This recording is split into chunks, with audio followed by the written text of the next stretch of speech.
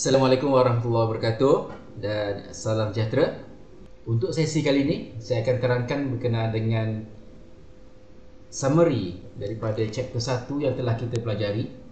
Okey, jadi ada beberapa benda yang perlu saya tekankan kat sini dan juga persediaan yang perlu kita buat untuk kita pergi ke chapter yang seterusnya, iaitu chapter yang kedua.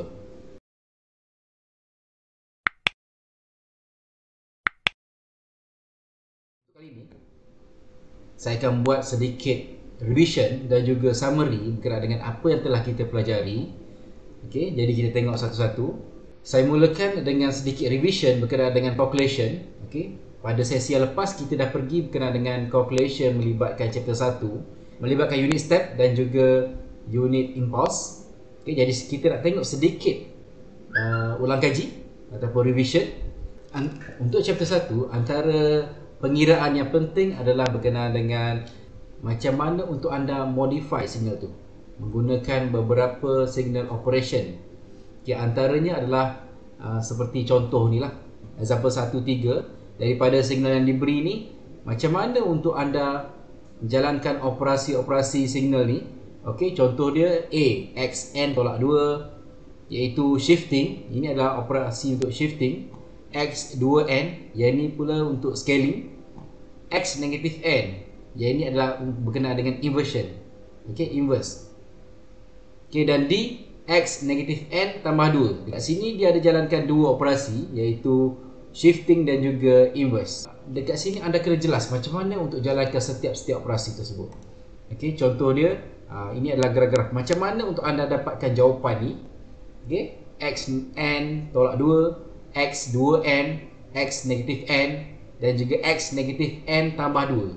Dan setelah anda buat jalankan operasi ni, anda perlu tahu macam mana nak lukis graf untuk setiap satu signal, untuk setiap output ini. Okey, dan juga saya ada nak membuat sedikit pembetulan daripada apa yang telah saya terangkan pada sesi yang lepas. Okey, sedikit saya terlepas pandang beberapa perkara. Okey, antara yang pertama adalah contoh dia adalah pada soalan berkaitan dengan macam mana kita nak jalankan operasi, macam mana kita nak modify signal tu daripada satu signal XT dan kita modifykan dengan contohnya dengan signal yang lain, contohnya signal unit step. Okey, jadi dia akan melibatkan beberapa operasi. Contohnya sekiranya kita nak modify signal XT, okey, kita nak combine XT dengan U2 tolak T.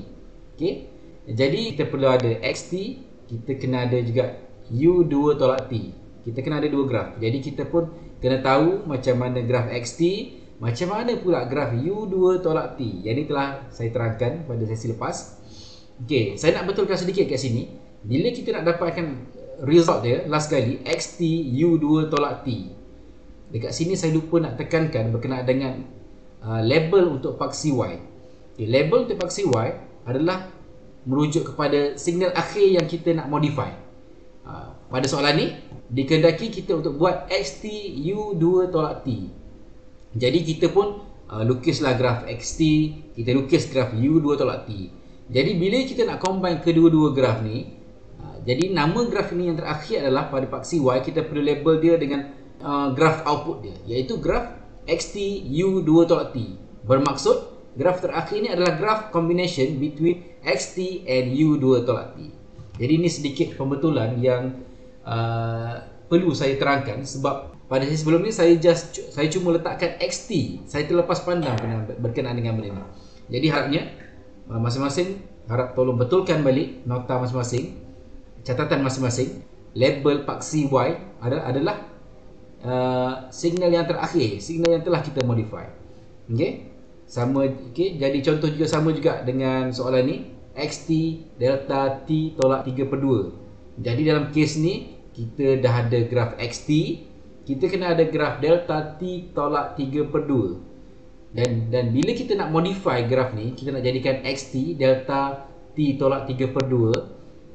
Jadi graf yang terakhir pada paksi Y ni kita labelkan dengan graf XT delta T tolak 3/2. Harap semua faham, semua jelas. Saya minta sangat tolong betulkan balik berkenaan dengan cara kita nak label untuk graf paksi Y. Graf X masih sama, iaitu kita gunakan T kalau untuk continuous signal. Tapi sekiranya untuk signal discrete, N lah untuk paksi X. Okey. Dan untuk paksi Y adalah signal yang terakhir. Okey. Dan juga kes ni juga sama untuk graf discrete. Okey, contoh dia adalah xn u1 tolak n. Okey, jadi kita kena anda kena tahu macam mana nak dapatkan graf xn. Graf xn ni memang diberilah. Okey. Dan macam mana pula u1 tolak n? Okey, graf ni anda perlu tahu kerana tidak diberi. Anda mesti sendiri tahu macam mana nak hasilkan graf 1 tolak n. Okey. Jadi bila dah ada graf xn, ada graf u1 tolak n, macam mana kita nak dapatkan graf output dia yang terakhir dia? Okey. Telah saya terangkan pada sesi lepas. Cuma saya nak tekankan kat sini, pada paksi y kita kena label balik. xn u1 tolak n. Okey, jadi siapa-siapa yang dah cuba buat berulang kali, okey, saya minta akan betulkan benda ni. Okay. Dan harapnya janganlah disebabkan oleh kesilapan melabel pada paksi y ni menyebabkan anda kekurangan markah dalam peperiksaan anda. Okey, itu adalah revision. Okey, berkenaan dengan sedikit calculation. Sebenarnya kita telah berada di akhir untuk chapter 1. Jadi secara keseluruhannya berkenaan dengan chapter 1, apa yang sebenarnya anda kena tahu berkenaan dengan chapter 1? Okey, yang pertama, anda mesti tahu signal, apa itu signal, apa itu sistem. Definition untuk setiap satunya, dan sekurang-kurangnya anda boleh bagi contoh lah. Apa itu signal, apa itu sistem. Dan juga kena tahu membezakan antara continuous time signal dan juga discrete time signal, analog and digital signal. Apa beza analog, apa beza digital signal, real and complex signal. Kita ada real signal, kita ada complex signal. Kena tahu beza apa kedua-dua ni. Deterministic and random signal. Macam mana ciri-ciri deterministic signal, macam mana ciri-ciri untuk random signal. Kita juga ada even and odd signal. Okey, anda mesti tahu macam mana nak membezakan even signal macam mana, odd signal macam mana. Anda kena tahu macam mana nak lukis even signal, macam mana nak lukis odd signal. Okey, kita juga ada istilah periodic and non-periodic. Okey, ramai orang tertukar even, odd, periodic, non-periodic. Ramai yang tertukar kerana boleh dikatakan even, odd dan juga periodic dan non-periodic ni dia hampir sama. Jadi tolong tengok balik betul-betul. Pastikan anda boleh bezakan antara even dan odd, periodic dan juga non-periodic. Okey, untuk part yang seterusnya saya juga ada saya ada terangkan berkenaan dengan unit step dan juga unit impulse. Ini antara benda yang sangat penting dalam chapter ni. Anda mesti tahu apa itu unit step, apa itu unit impulse.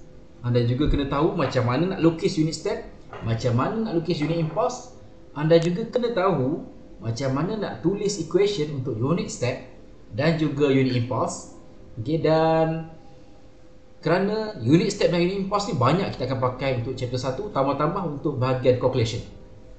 Okey, boleh? Harap semuanya faham. Kita juga ada exponential and sinusoidal signal. Okey, macam mana graf exponential, macam mana graf untuk sinusoidal. Saya juga ada terangkan berkenaan dengan signal operation. Okay, signal operation melibatkan contohnya shifting, kita ada inverse, kita ada scaling. Okay, dan ada lagi beberapa yang lain. Ini antara yang penting semua orang kena tahu. Jadi sekiranya anda tak tahu berkenaan dengan signal operation, jadi menjadi satu masalah kepada anda, terutama dalam nak menyelesaikan masalah-masalah berkaitan dengan pengiraan. Semua kena tahu kan. Okay, kita juga ada istilah memory and memoryless, causal and non-causal. Okay, ini adalah berkenaan dengan sistem. Huraian berkenaan dengan sistem. Apa itu sistem with memory? Apa itu sistem without memory ataupun memoryless? Macam mana pula dengan causal and non-causal system? Saya juga ada terangkan berkenaan dengan linear and non-linear system dan juga stable and feedback. Okay, ini antara benda-benda secara teori dalam chapter 1. Dan daripada teori-teori ni, okay, saya juga telah membuat beberapa contoh calculation. Okay, calculation yang melibatkan teori-teori dalam chapter 1, di mana semua teori-teori ni telah dihuraikan step by step macam mana daripada awal hingga ke akhir untuk kita dapatkan keputusannya. Okay, jadi kena terus buat revision berkenaan dengan setiap topik chapter 1. Seperti yang tadi saya katakan, topik 1 ni antara topik yang paling senang dalam subjek kita ni, dalam subjek Signal and System ni. Okay, next. Untuk mengukuhkan lagi kemahiran anda, okay, saya ada berikan sedikit tugasan, task, iaitu exercise dekat chapter 1. Okay. Jadi semua orang boleh boleh download dalam CDOS, okay, di bahagian DP4A. Boleh buka untuk CDOS Signal System Jun 2020. Okey, dekat bahagian bawah, dekat bahagian kelas DP4A, Encik Ina Rizwan, dekat sini saya masukkan exercise chapter 1. Okey, dekat sini ada diterangkan answer all questions. Okey, ada tak banyak soalan. Saya bagi 2 soalan saja, iaitu melibatkan continuous dan juga melibatkan discrete signal. Okey, jawab kedua-dua soalan tu. Daripada 2 soalan tu, choose one question from the exercise and explain the method step by step in getting the output. Daripada 2 soalan tu, saya nak anda pilih satu soalan, tak kisah nak pilih soalan pertama atau soalan kedua, ikut pada kemahiran masing-masing, dan saya nak anda terangkan prosesnya step by step. Step pertama buat apa, step kedua buat apa, step ketiga buat apa, step keempat buat apa, sehinggalah kita dapatkan signal yang terakhir, signal output yang dikehendaki. Dan your explanation must be recorded, dan saya nak anda rakam penerangan anda itu. Okey, rakam menggunakan saya nak anda buat video rakaman, okey, video recording berkenaan dengan penerangan anda itu. Okey, anda boleh rakam menggunakan webcam boleh, ataupun anda nak rakam menggunakan handphone anda pun boleh, tak ada masalah. Yang penting anda menunjukkan step by step dan juga penerangan untuk setiap satu tersebut. Dan akhir sekali, video yang telah anda rakam tadi, saya minta untuk anda upload di dalam CDOS ni, dekat bahagian exercise ni. Okey, saya ada terangkan dekat sini, please submit your work, answer and recorded video here. Okey, jadi dekat bahagian exercise 1 ni, bila anda klik exercise 1, okey, dekat sini, okey, anda perlu submit anda punya kerja. Maknanya bila anda buat, contohnya anda buat pada selai kertas, okey, anda boleh scan ataupun capture pakai handphone, dan add submission, tambah dekat sini add submission. Jadi anda upload anda punya exercise yang telah anda buat dan juga video recording, okey, berkenaan dengan penerangan step by step macam mana untuk dapatkan result yang terakhir. Okey, mudah. Saya perlukan satu soalan saja untuk anda buat. Okey, dan kerja ini adalah kerja individu. Okey, dan saya juga telah nyatakan tarikh akhirnya. Okey, harap semua dapat ikut tarikh akhir untuk submit tugasan ini. Sebelum kita masuk kepada sesi praktikal, okey, sesi praktikal kita, jadi seperti yang saya terangkan sebelum ni, saya minta semua orang untuk prepare berkenaan dengan berkenaan dengan software yang akan kita gunakan, iaitu software Scilab. Okey, software Scilab ni, saya minta semua orang tolong prepare. Okey, download dan install. Kalau tak tahu macam mana nak download, nak install, boleh buka balik YouTube channel saya. Okey, saya ada terangkan Introduction to Scilab. Saya dah terangkan macam mana step by step untuk anda install Scilab, daripada anda download sehinggalah anda dapat install Scilab. Okey, dekat CDOS Signal System saya juga telah masukkan, okey, ni dekat sini, okey, Laboratory and Practical, ada Scilab Software Installer untuk 64 bits dan juga Scilab Software Installer for 32 bits. Sebelum ni saya hanya masukkan 64 bits, tapi ada makluman ada yang komputer Windows 32 bits, jadi tak support untuk installer lama. Jadi saya kat sini saya dah masukkan 32 bits. Jadi anda boleh terus download direct daripada CDOS. Okey. Dan bila dah download, boleh install. Ikut step yang telah saya terangkan pada sesi sebelum ni. Bila dah sampai sini, bermaksud anda semua telah berjaya menamatkan chapter 1. Segala yang ada di dalam chapter 1 telah saya terangkan, telah saya sampaikan kepada anda, dan kini tugasan anda adalah untuk anda meningkatkan pengetahuan dan juga kemahiran anda berkaitan dengan topik-topik chapter 1. Buat ulang kaji, buat latihan, dan cuba dapatkan soalan final exam. Buat latihan daripada topik-topik chapter 1 yang berkaitan. Jadi all the best saya ucapkan untuk chapter 1. Dan akhir kata, untuk chapter 1 ni juga, jika anda ada sebarang masalah ataupun apa-apa saja yang anda tak faham, keliru, okay, dah tengok video berulang kali, dah tanya kawan masih juga tak faham, rasa macam susah sangat chapter 1 ni, okay, jangan tunggu lama-lama, terus boleh refer saya. Boleh PM saya ataupun email saya ataupun jumpa saya personally. Okay, saya cuba bantu anda. Dan saya harap semuanya okey. Seterusnya kita akan masuk topik yang baru, topik yang kedua yang lebih mencabar berbanding dengan topik 1, dan harap semua bersedia. Kita jumpa pada sesi seterusnya. Saya ucapkan all the best. Assalamualaikum warahmatullahi wabarakatuh dan salam sejahtera.